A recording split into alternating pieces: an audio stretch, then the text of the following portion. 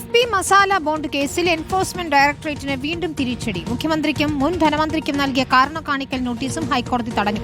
ഹർജി ഫയലിൽ സ്വീകരിച്ച ഹൈക്കോടതി 3 മാസത്തിനകം മറുപടി നൽകണമെന്നാണ് ഇഡിക്ക് നൽകിയ നിർദ്ദേശം.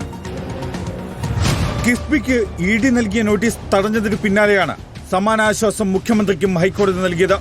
മുൻ ധനമന്ത്രി ഡോക്ടർ ടി.എം. തോമസ് ഐസക്കിനും കിഫ്ബി സിഇഒ കെ.എം. എബ്രഹാമിനും നൽകിയ കാരണം കാണിക്കൽ നോട്ടീസിനും സ്റ്റേയുണ്ട്. 3 മാസത്തേക്കാണ് ഇടക്കാല ഉത്തരവ് ബാധകം. മുഖ്യമന്ത്രി ഉൾപ്പെടെയുള്ളവർ നൽകിയ ഹർജി ഫയലിൽ സ്വീകരിച്ചാണ് ഹൈക്കോടതിയുടെ നടപടി.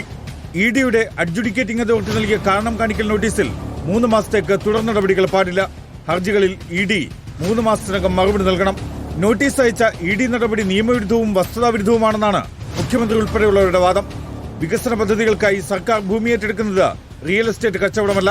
വികസന പ്രവർത്തനങ്ങൾക്കായി ഭൂമി ഏറ്റെടുക്കുന്നത് സംസ്ഥാന സർക്കാരിന്റെ സമ്പൂർണ്ണ അധികാരമാണ് എന്നുമാണ് ഹർജിക്കാർ ഉയർത്തിയ വാദം. പ്രഥമ ദൃഷ്ട്യാ നിലനിൽക്കാത്ത ഒരാക്ഷേപമാണ് ഞങ്ങൾക്കെതിരെ ഉന്നയിച്ചിട്ടുള്ളത്.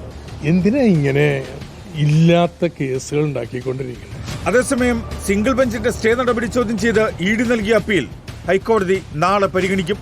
Legal desk reporter.